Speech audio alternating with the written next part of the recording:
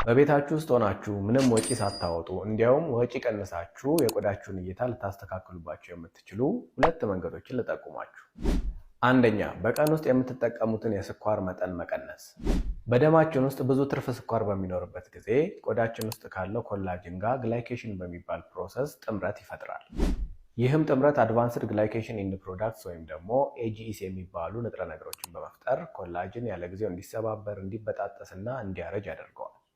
በተጨማሪም ደግሞ ስኳር የበዛባቸው ወይም ደግሞ ሃይ ግላይሴሚክ ኢንዴክስ ያላቸው ምግቦች ኢንሱሊን ላይ ግሮስ ፋክተርን በመጨመር ብጉር ወይም ደግሞ ሽፍታ እንዲባባስ ያደርጋሉ።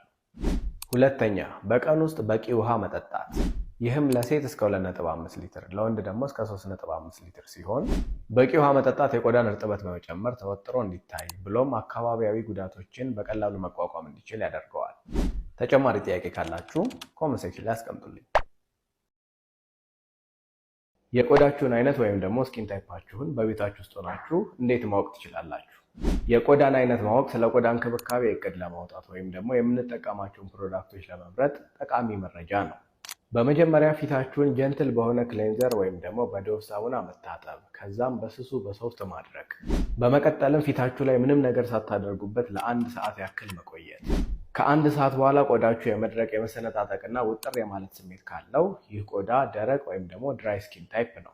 በተቃራኒው ደግሞ ከ1 ሰዓት በኋላ ፊታችሁ የሚያብረቀርቅና ቅባት የሚመስል ሽፋን ላዩ ላይ ካለው ይህ የቆዳ አይነት ኦይሊ ወይም ደግሞ ወዛም ነው። ግንባርና አፍንጫ አካባቢ ወዛም ሆኖ የተቀረው ክፍል ደግሞ ደረቅ የሚሆን ከሆነ ይህ የቆዳ አይነት ድብልቅ ወይም ደግሞ ኮምቢኔሽን ስኪን ታይፕ ነው። እንዲሁ ምንም ሳታደርጉበት ከ1 ሰዓት በኋላ ቆዳችሁ የመቅላት የመቆጣትና የመቆጥቆጥ ስሜት ካለው ይህ የቆዳ አይነት ሴንሲቲቭ ስኪን ታይፕ ነው። ከዚህ በፊት ከተዘረዘሩት ነገሮች አንዱንም የማታስተውሉ ከሆነ ኖርማል ስኪን ታይፕ። ፍሩት ኦፍ ዲ ኤርዝ ቫይታሚን ኤ ስኪን ኬር ክሪም ዋጋቸው ተመጣጣኝ ከሚባሉ ሞይስቸራይዘሮች መካከል ቀዳሚው ነው። ይህ የቆዳ ማለስለሻ በውስጡ ምን ይይዛል፣ ለምን አይነት ቆዳ ይመከራል እና አጠቃቀሙ እንዴት ነው የሚሉትን ነጥቦች አብረን እንመልከት። ይህ ፕሮዳክት በውስጡ ቫይታሚን ኢ፣ አሎቬራ፣ ዊት ጀርም፣ ኮላጅን እና ኢላስቲንን ይይዛል። ምንም እንኳን ኮላጅን እና ኢላስቲን ቆዳ ላይ በሚቀቡበት ወቅት ወደ ስር ሰርገው የመግባት አቅማቸው ዝቅተኛ ቢሆንም የተቀሩት ንጥረ ነገሮች ግን በበቂ ሁኔታ ቆዳን የማለስለስ የማውዛትና ፈካ የማድረግ አቅም አላቸው። ይህንን ሞይስቸራይዘር ከደረቅ እስከ መካከለኛ ወይም ደግሞ ድራይ ቱ ኖርማል ስኪን ያላቸው ሰዎች ቢጠቀሙት ተመራጭ ነው። ምክንያቱም ወዛም ቆዳ ላላቸውና ብጉር ለሚወጣባቸው ሰዎች ወዝ የመጨመር ወይም ደግሞ ሽፍታ የማባባስ ባህሪ ሊኖረው ይችላል።